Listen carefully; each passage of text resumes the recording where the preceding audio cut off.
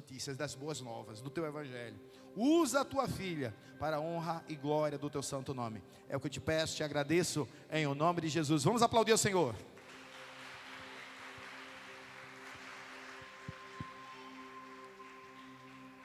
Amém. Poder sentar. Vamos ver se vocês aprenderam. Vou ver se aprenderam, Mirelle. Cadê? Aprenderam, aprenderam. Que responsabilidade. Ministrar a palavra do Senhor. Mais um momento. Quantos estão felizes de estar aqui na casa do Senhor? Amém? Esse ano é o ano da santificação. É o ano da santificação. Que tema necessário. Que tema necessário para os dias de hoje. E aí quando a gente fala sobre santificação, eu não sei você, mas normalmente quando a gente fala em santificação, a gente pensa em perfeição, sim ou não? A palavra santificação, normalmente a gente associa a perfeição. Mas eu já quero começar te dizendo que não é sobre isso. Santificação não é sobre perfeição. Não, não, não. Quem aqui lembra do tabernáculo? Lembra dos objetos que tinham no tabernáculo? Os objetos eram considerados santos, sim ou não? Sim ou não? Os objetos eram perfeitos? Não. Os objetos tinham sido feitos por mãos humanas. Não eram objetos perfeitos, mas eram objetos que foram separados para o uso do Senhor, na obra do Senhor. Os objetos tinham sido separados para ser usado para a glória de Deus. Então, quando a gente fala de santidade, quando a gente fala de santo, está relacionado exatamente a isso. A ser separado para o uso exclusivo do Senhor. Lá no tabernáculo tinham objetos que eram separados para o uso exclusivo do Senhor. Aqui nós temos vasos que são separados para o uso exclusivo do Senhor. Amém? Amém? Vasos de honra. E se não tem, se não está sendo usado ainda, eu quero declarar, vão ser usados para a glória do Senhor. Amém? O texto que nós vamos falar hoje se encontra em Mateus, capítulo 3, do versículo 1 ao 11.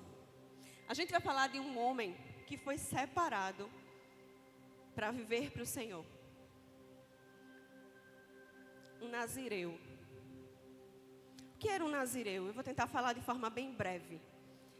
Era alguém que era separado e era consagrado ao Senhor. Consagrado para viver para o Senhor. Ele não podia beber bebida fermentada, ele não cortava o cabelo, ele não fazia barba.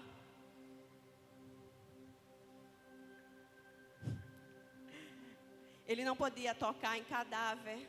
Dentre tantas outras coisas, o nazireu era mais ou menos uma pessoa assim. Era alguém que tinha a vida consagrada ao Senhor. Dentre o nazireu nós podemos citar João Batista. Nós podemos citar Sansão. Mas hoje nós vamos falar de João Batista.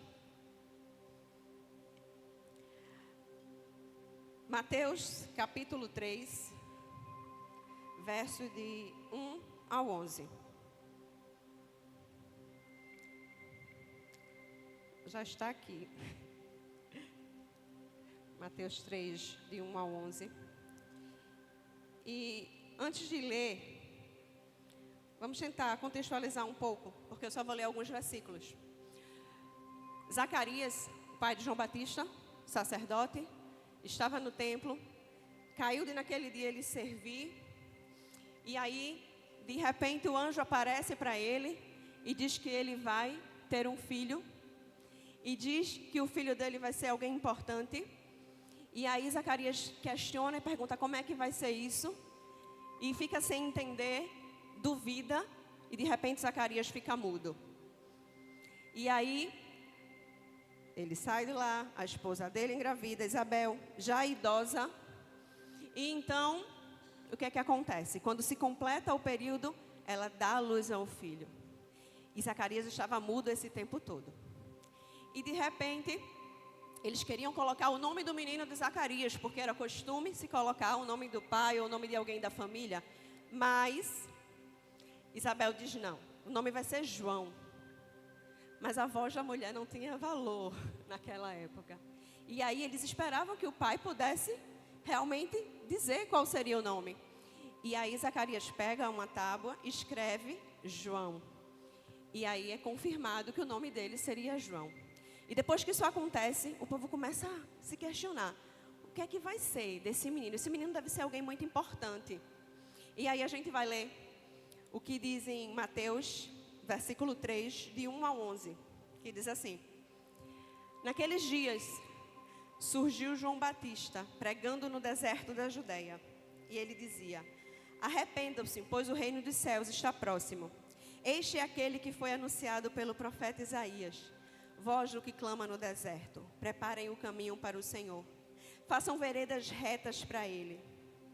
As roupas de João eram feitas de pelos de camelo e ele usava um cinto de couro na cintura. O seu alimento era gafanhoto e mel silvestre. A ele vinha gente de Jerusalém, de toda a Judeia, de toda a região ao redor do Jordão, confessando seus pecados, e eram batizados por ele no Rio Jordão. Quando viu que muitos fariseus e saduceus vinham para onde ele estava batizando, disse-lhes: raça de víboras, quem lhes deu a ideia de fugir da ira que se aproxima? Deem fruto que mostre o arrependimento. Não pense que vocês podem dizer a si mesmos: Abraão é nosso pai. Pois eu lhe digo que destas pedras Deus pode fazer surgir filhos a Abraão. O machado já está posto à raiz das árvores. E toda árvore que não der bom fruto será cortada e lançada ao fogo. Eu os batizo com água para arrependimento. Mas depois de mim vem alguém mais poderoso do que eu, tanto que eu não sou digno nem de levar as suas sandálias. Ele os batizará com o Espírito Santo e com fogo. Inclina a tua cabeça, fecha os teus olhos. Pai, que está a tua palavra, Senhor. Deus, eu me coloco como um vaso para ser usado por ti. Deus, fala com o teu povo aquilo que tu tratasse primeiramente comigo. Nós queremos estar com a nossa mente, os nossos olhos, o nosso coração focados em ti, na tua palavra. Deus, que nós não venhamos a nos distrair, mas que nós possamos estar focados no que tu tens a tratar conosco na noite de hoje. Em nome de Jesus. Amém.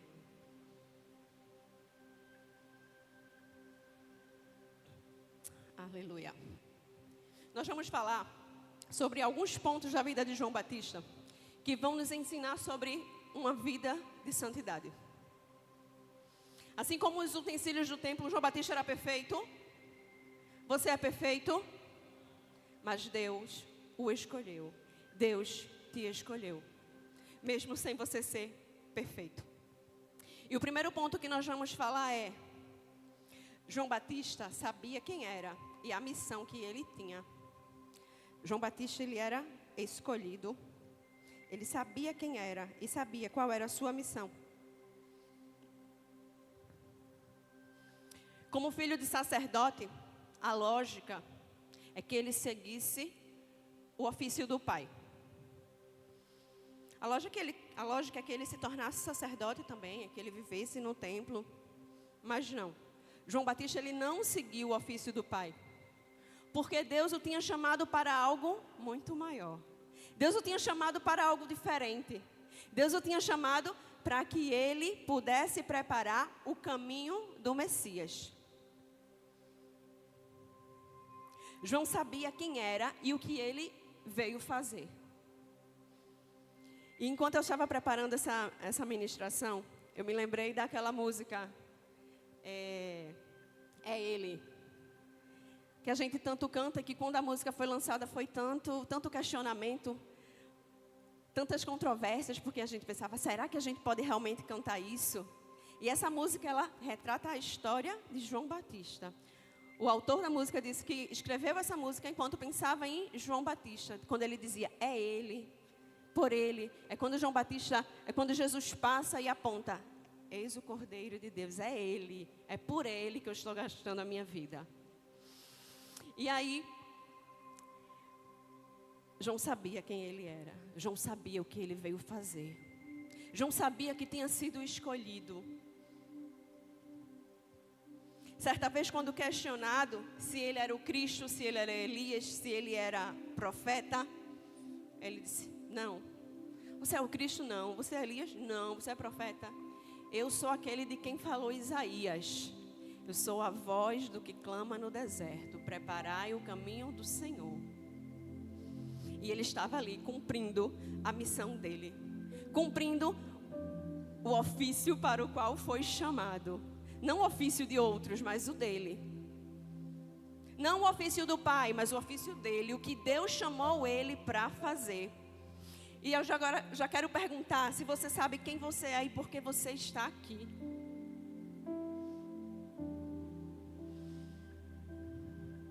Assim como João Batista, você foi escolhido muito antes do teu nascimento. Nós fomos escolhidos muito antes de nós nascermos. Nós não estamos aqui por acaso. Nós não estamos neste mundo por acaso. Nós não estamos em Paulista por acaso. E nós não estamos aqui nesta noite por acaso. Porque Deus, Ele não trabalha com acaso ou com coincidência. Se você está aqui é porque Deus quis que você estivesse aqui na noite de hoje. E talvez você, em determinadas situações da tua vida, até pense: será que eu fui mesmo escolhido? Será que eu fui mesmo escolhido? Eu vou abrir aqui uma situação para vocês que... Quantos questionamentos eu fiz a Deus quando eu fui consagrada a pastora? Quantos questionamentos? O nosso cérebro é uma maquininha de questionamentos. E muitas vezes a gente se questiona: será que eu fui mesmo escolhido? Senhor, me confirma. Deus está falando 10, 20, 30 vezes e a gente está pedindo confirmação. Deus confirma aqui, confirma ali, confirma de outro jeito e a gente ainda está pedindo confirmação. E talvez você se pergunte: será que eu fui mesmo escolhido? Dentre milhões e milhões de espermatozoides, você está aqui. Será que você não foi escolhido? Mas eu não vou ficar só na ciência. Não. A palavra nos diz, 1 Pedro 2,9: Ele nos chamou das trevas para a sua maravilhosa luz. Em João 15,16 vai dizer: não foste vós que me escolheste, mas eu escolhi a vós. Eu vos escolhi para que vades e deis frutos. Aleluia. Em Efésios 1,4 vai dizer que Ele nos escolheu para sermos santos e irrepreensíveis. Ei, não sou eu que estou dizendo que você foi escolhido, não. Mas a palavra está dizendo que você foi escolhido pelo Rei dos Reis, pelo Senhor dos Senhores. E eu não sei se você se alegra com isso, eu me alegro. Ele me escolheu. Ele te escolheu. Aleluia. Eu sei que muitas pessoas não gostam disso, mas diz aí para o teu irmão: você foi escolhido. Mas não diz assim não, diz com autoridade: você foi escolhido. Aleluia. Salmo 139 vai dizer que Ele viu a nossa substância ainda sendo formada, ainda informe, e que todos os nossos dias foram contados, quando nenhum deles ainda havia. O dia de hoje, Ele já estava vendo. O dia de hoje, Ele já estava contemplando você aqui. Aleluia. Mas assim como João Batista, nós não viemos aqui para dar continuidade, talvez, a um legado da tua família. Nós não viemos aqui para como é que eu posso dizer? Imitar A, ou B, ou C. Nós não viemos aqui para ser o que o nosso pai foi, ou o que a nossa mãe foi. E aí eu não vou dizer só no lado ruim. Não, às vezes no lado bom também. Às vezes no lado bom também. Não, a minha mãe foi assim, eu vou ser assim. Não. Talvez você ouça, vai ser igualzinho ao pai, ó. Faz as mesmas coisas que o pai. Eita, erra igualzinho, do mesmo jeito. Eita, peca do mesmo jeito. Talvez você tenha escutado isso. Mas você não veio para dar continuidade ao que o seu pai ou que sua mãe era, ao que fulano ou ciclano é. Você não veio para ser cópia de ninguém. Você não veio para imitar quem você admira. Você veio para esta terra com um propósito dado por Deus.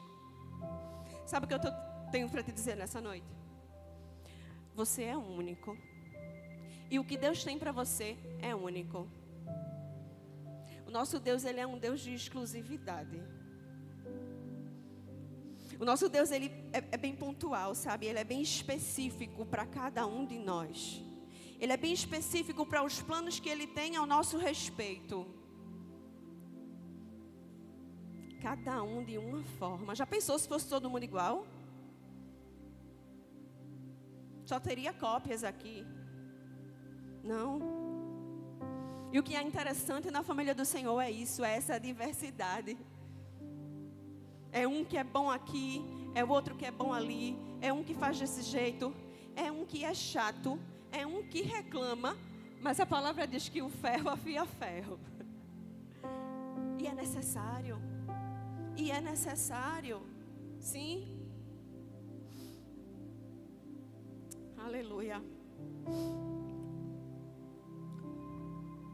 Eita Deus.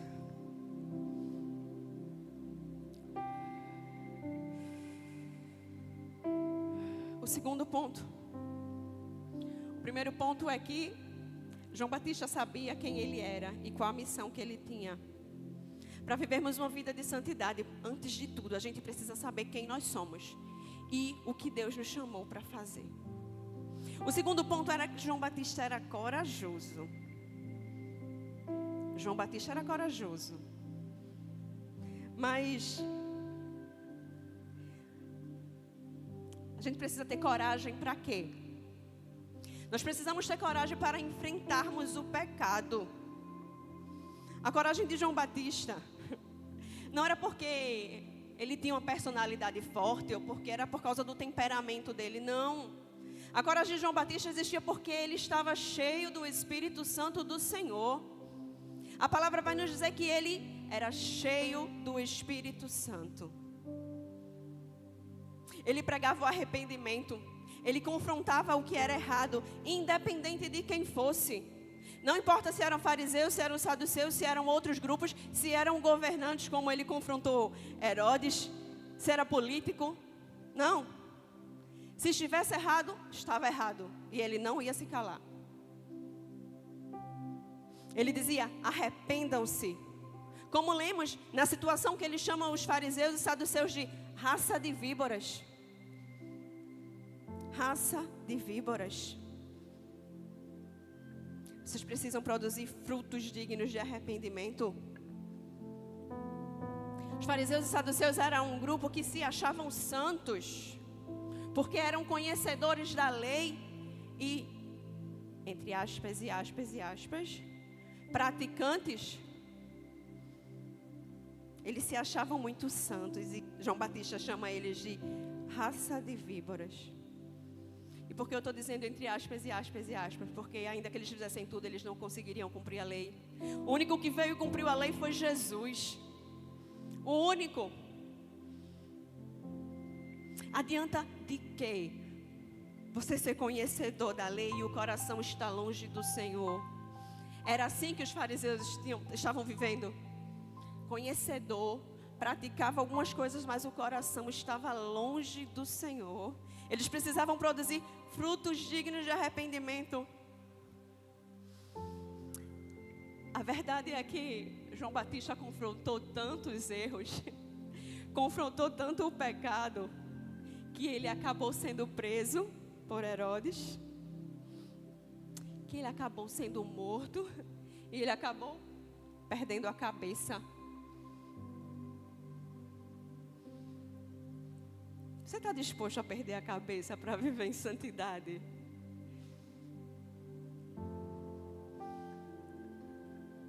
Ei, João Batista, ele foi o último dos profetas da antiga aliança. O último. Ele veio anunciar Jesus. João Batista ainda estava vivendo o tempo da lei.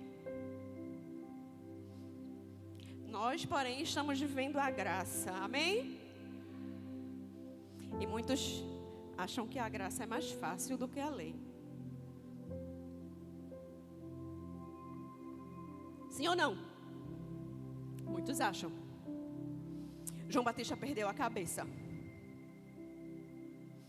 Eu e você somos convidados a entregar os nossos corpos como sacrifício vivo, santo e agradável a Deus. Eu e você somos convidados a entregar a nossa vida. Quando a palavra vai nos dizer lá em Mateus 16, 25, quem quiser salvar a sua vida, perderá. Mas quem perder a sua vida por amor a mim, esse a salvará. Isso é graça, irmãos? Isso é graça. Em 2 Coríntios 5,15 vai dizer que nós não vivemos mais para nós mesmos, mas para aquele que morreu por nós. A nossa vida tem que ser para o Senhor. Nós precisamos ter coragem. A coragem que João Batista aqui está exemplificando é a coragem para confrontar os pecados. Mas agora eu vou te dizer uma coisa. Começa confrontando os teus pecados. Porque a gente é muito bom em confrontar o pecado do outro. E muitas vezes parece que a gente não tem espelho em casa. Como Deus tratou comigo. É muito mais fácil a gente ver o erro no outro, mas quando a gente para olhar para a gente é tão sujo. A gente precisa tanto ser limpo. Começa confrontando os teus pecados, os erros que existem na tua vida, para assim viver uma vida de santidade.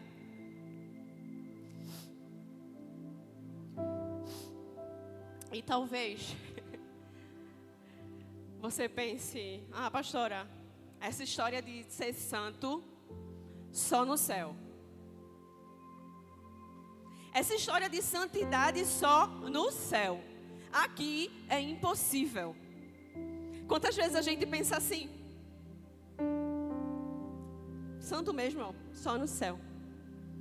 Você consegue entender que o céu está agindo em você agora? Você consegue entender que o céu está agindo em você na noite de hoje?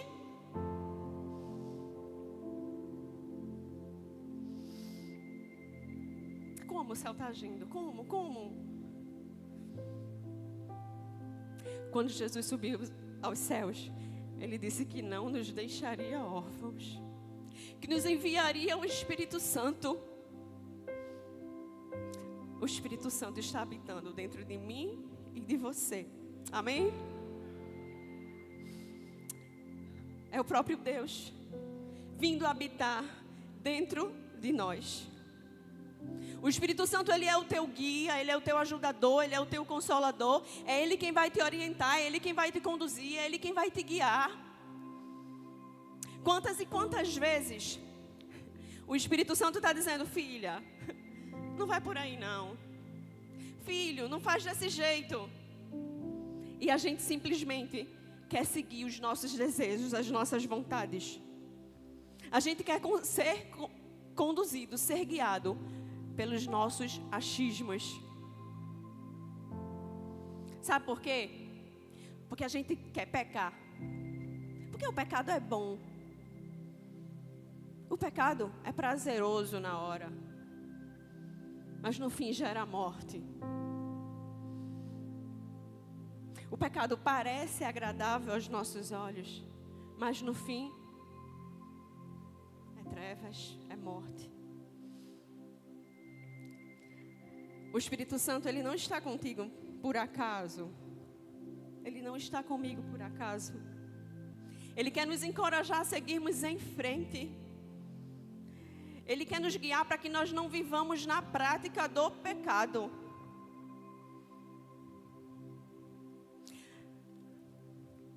Ah, pastora, a senhora está dizendo que viver em santidade é fácil? Não. Eu não estou aqui dizendo isso. Senão eu estaria sendo hipócrita. Não é sobre isso. Não.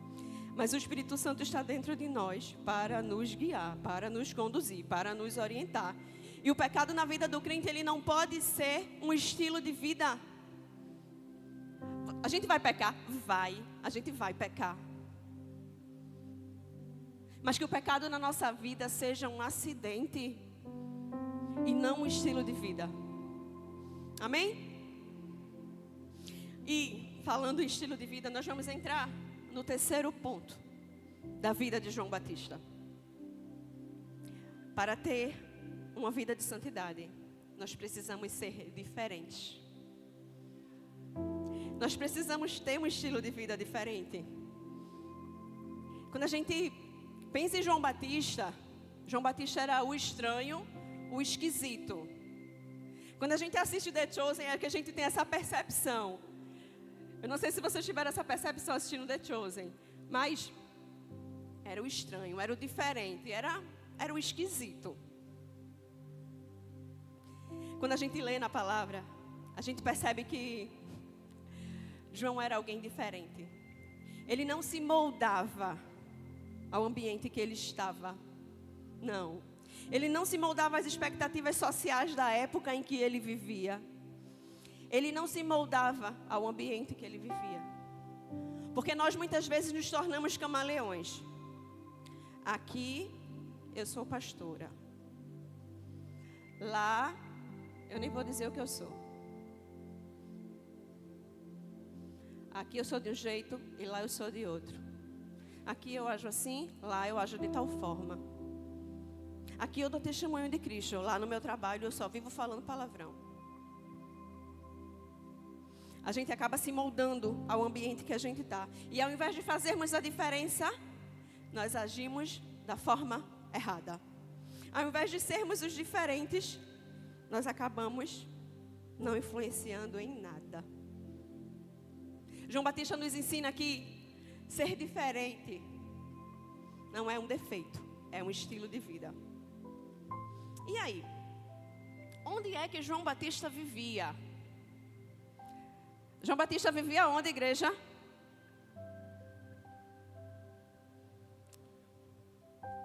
No deserto. João Batista vivia no deserto. E quando a gente fala em deserto, ele escolheu se separar. Viver separado. Mas não é sobre isolamento. Não é sobre isolamento. É sobre entender para quem e por quem ele vivia. Nós estamos nesse mundo, mas deste mundo nós não somos. Amém? Não quer dizer que eu preciso me isolar. Não quer dizer que agora eu só vou andar com crente, eu só vou falar com crente. E quem não se converteu ainda ao Senhor, eu não chego nem junto. Não é isso. Até porque nós precisamos ser sal e luz. Nós precisamos ser sal onde se precisa do sal. Nós precisamos ser luz em meio às trevas. Não é sobre isolamento. Não é sobre isso. É entender que Ele nos chamou para isso. Nós precisamos sim ser diferentes. No nosso trabalho, na nossa casa, no meio dos nossos amigos. No meio dos que ainda não conhecem o Senhor. Sabe uma outra coisa que João Batista mostra estando no deserto? ele estava desapegado das coisas deste mundo. Muitas vezes a gente está preso. A gente está preso ao que o mundo tem a nos oferecer. João Batista mostra desapego aqui. O que é que João Batista comia? Espera aí, vocês vão dizer agora, né? O que é que João Batista comia? Muito bem, tem um coro ali. Gafanhoto e mel silvestre. Era o que João Batista comia. Você toparia um gafanhotinho assado? Um mel silvestre? E aí? Não, né? Até porque é totalmente fora da nossa cultura, fora do que a gente está acostumado. Mas, se fosse uma torrada com Nutella, quem toparia? Uma torradinha? Também não? Tá todo mundo light, todo mundo zero açúcar?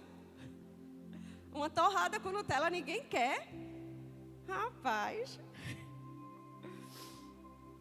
Mas aí, eu pergunto, será que uma torrada com Nutella é nutritivo?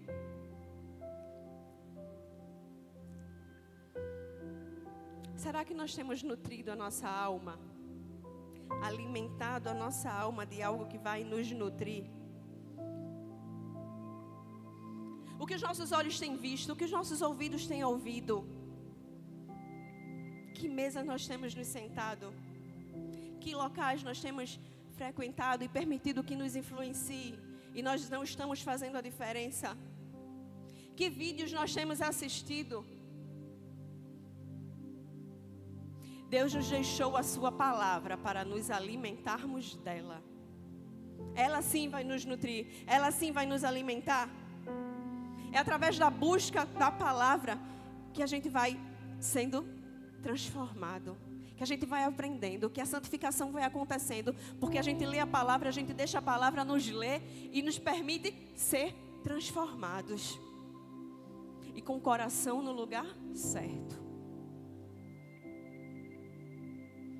João Batista vivia no deserto, comia gafanhoto e mel silvestre. E o que é que João Batista vestia?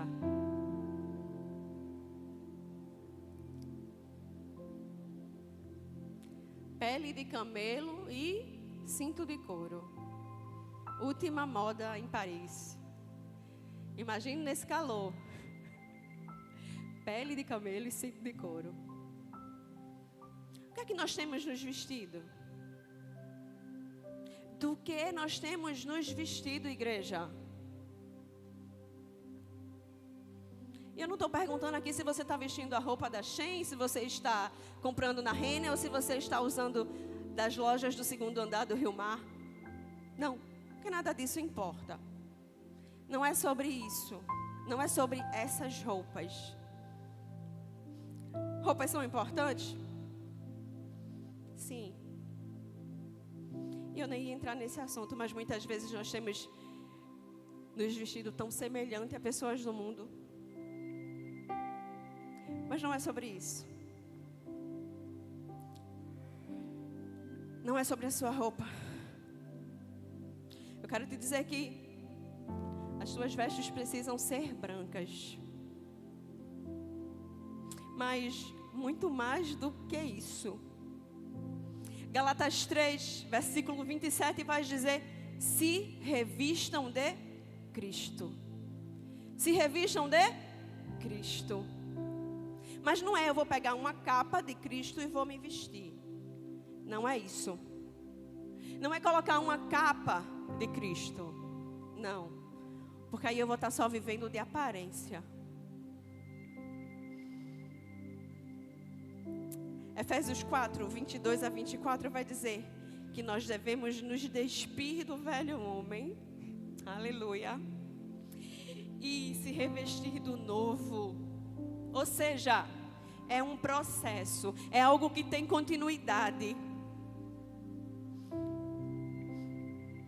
Tem uma frase que eu já escutei muito. Que é: a conversão, ela nos tira da lama. E a santificação é o processo contínuo, onde o Espírito Santo trabalha para tirar a lama de dentro de nós. A conversão te tirou da lama. Mas aqui dentro ainda está cheio de lama, que precisa ser tirado. Mas você não consegue tirar sozinho. Não. O Espírito Santo, ele vai. O processo de santificação é feito por ele. Ele vai tirando, tirando, tirando. É continuidade. É ele que vai purificando os nossos corações e nos moldando à imagem de Cristo. Nos moldando à imagem de Cristo. Para que possamos sim viver uma vida em santidade. Amém? E talvez para você, João Batista, não seja o melhor exemplo de alguém para a gente falar em santidade. Talvez você tenha pensado, Daniel era um assunto melhor. Sadraque, Mesaque e Abednego também era um assunto legal para se falar sobre santidade. Mas sabe o que eu acho interessante na vida de João Batista? É que ele viveu única e exclusivamente para cumprir o propósito do Senhor. Ele veio anunciar a vinda do Messias. Nós, porém, estamos aqui para anunciar que ele vai voltar. Ele vai voltar, Maranata. Está bem perto. Quando nós vemos as notícias, nós vemos que está bem perto. João disse, após mim, vem alguém que é mais poderoso do que eu não sou digno nem de desamarrar as sandálias. Em algumas versões, eu não sou digno de carregar as sandálias. Eu não sou digno de desatar as sandálias. Eu não sou digno. E ele vem após mim. O nosso amado Jesus. Meu irmão, eu não tenho como subir neste altar e não falar dele. Eu não tenho como subir aqui e não falar dele. Posso falar de qualquer personagem da Bíblia, mas eu preciso falar dele, o principal. Tem santidade maior? Tem exemplo de santidade maior do que Jesus? É lógico que não. Ele foi enviado por Deus com uma missão. Ele veio anunciar que o reino era chegado. Ele veio chamar pecadores ao arrependimento. Em determinado momento, Jesus estava no poço, no caminho de Samaria. E os discípulos tinham ido comprar comida, porque eles estavam com fome. E aí Jesus aguarda, está ali conversando com a mulher samaritana. Os discípulos vêm, voltam. Mestre, a gente comprou comida, está aqui a comida. Qual foi a resposta de Jesus? A minha comida é fazer a vontade do meu Pai. Enquanto a comida de João Batista era gafanhoto e mel silvestre, a comida de Jesus era fazer a vontade do meu Pai. E era o que ele estava fazendo. Ele veio cumprir a vontade do Pai. Ele veio pagar o preço pelo meu e pelo teu pecado. Ele veio morrer numa cruz por mim e por você, para que nós pudéssemos viver em santidade.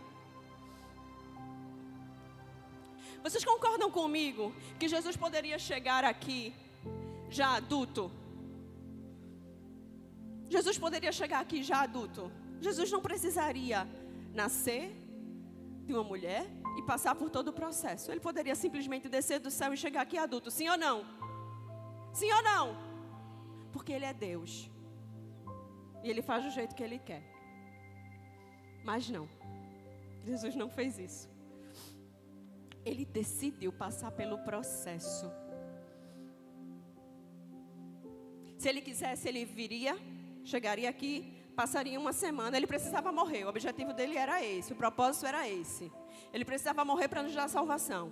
Ele poderia chegar aqui, fazer uma revolução, se entregar, e em uma semana estar na cruz e morrer. Mas ele escolheu passar pelo processo. Ele escolheu nascer no ventre de uma mulher. Ele escolheu ser criança.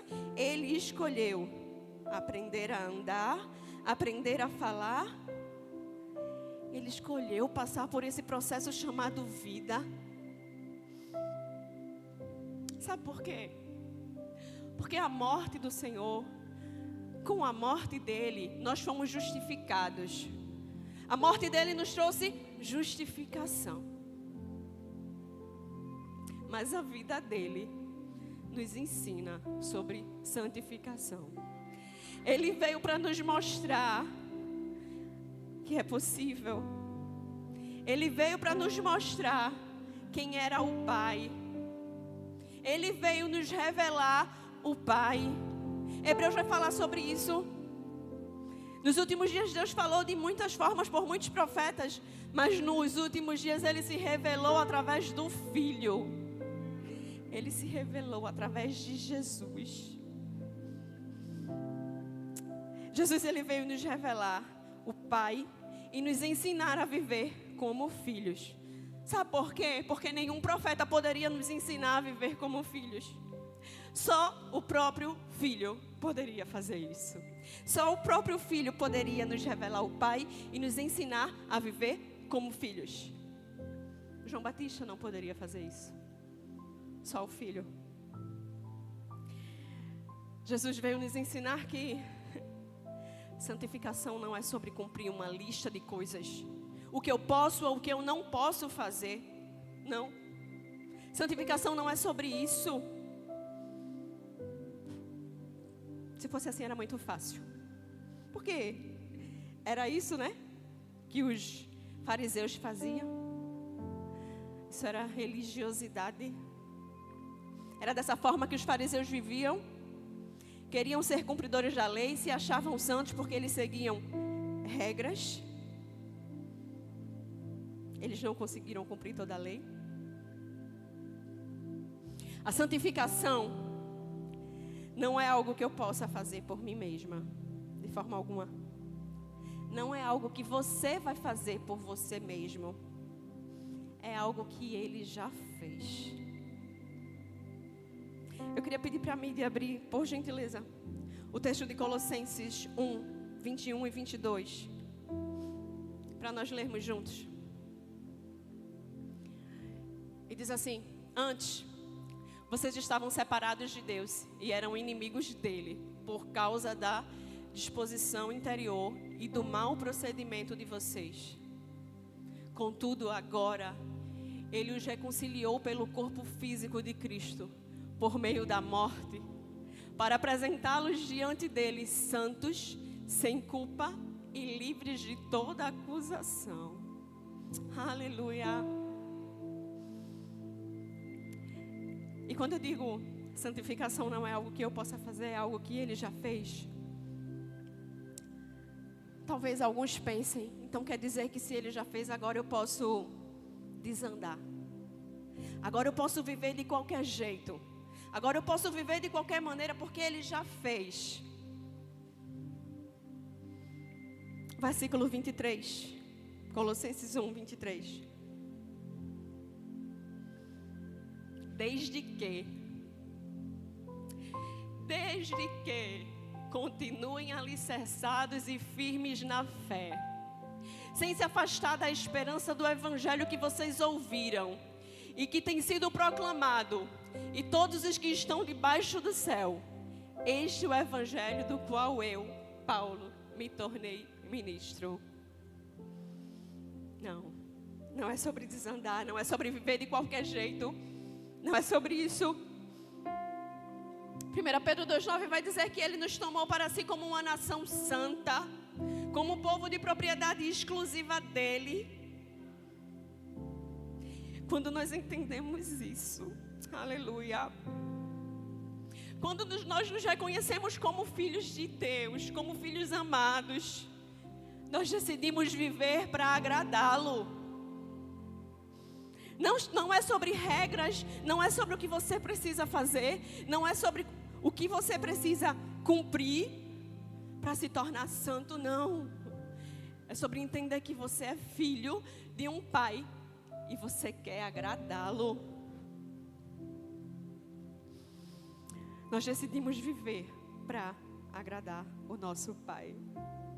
Nós decidimos viver para a glória dEle. E aí, quando a gente decide viver para a glória do Senhor, nós o buscamos. Nós o buscamos através da palavra, através do jejum, através da oração, como foi falado aqui na quinta-feira. Nós o buscamos porque nós o amamos. Nós o buscamos porque nós entendemos o que Ele fez. Nós o buscamos porque nós sabemos que Ele é nosso Pai. Nós o buscamos porque Ele nos ama. Nós decidimos viver em santidade porque nós queremos agradá-lo.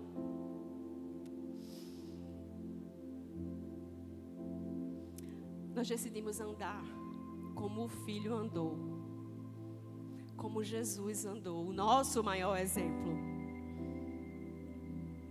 E eu quero pedir à igreja que se posicione, fique de pé, nós já estamos terminando. Nós vamos ler o texto que se encontra em 1 Pedro 1, do 14 ao 19.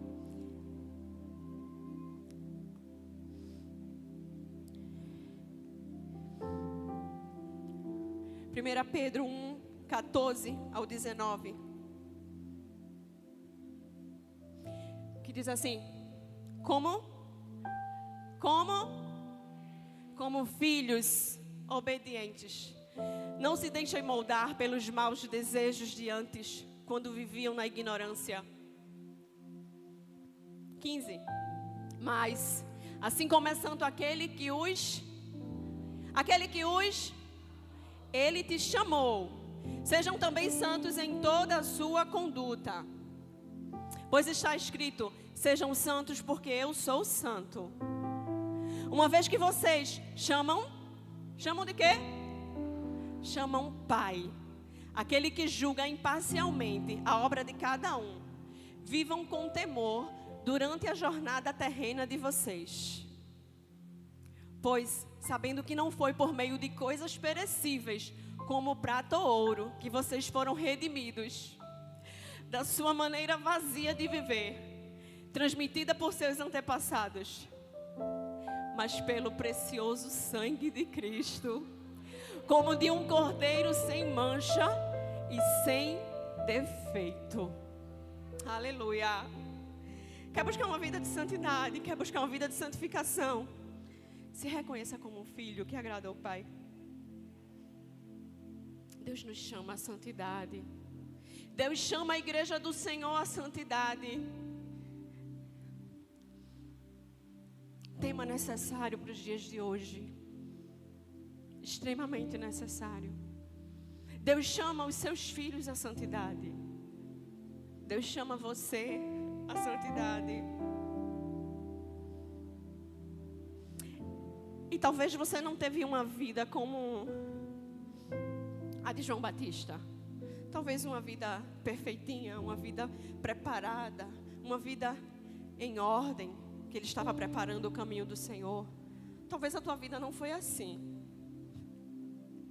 Talvez a tua vida tenha sido como uma vida do filho pródigo, que saiu, que pediu a herança, que foi embora, que se sujou na lama, que se prostituiu, que vivia de farras, até perder tudo e se encontrar no meio dos porcos.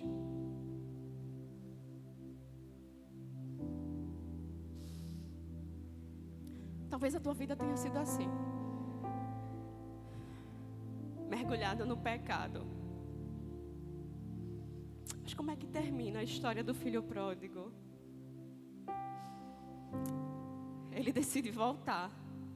O pai está aqui nessa noite e o pai te chama de filho. O pai te chama de filha. O filho pródigo decidiu voltar depois de tudo que tinha acontecido, depois de tudo que ele tinha vivido. E quando ele avista o pai estava lá, de braços abertos para ele. O pai estava lá. O pai está aqui na noite de hoje. O pai está te dizendo: filho, volta. Filho, volta. Ele quer te limpar. Ele quer te sarar. Ele quer tirar a sujeira. Ele quer tirar o cheiro de porco e toda a lama, para que você possa viver uma vida de santidade para a glória do Senhor. Amém? Deus abençoe. Faz-me morrer para as coisas desse mundo. Faz-me esquecer das coisas que me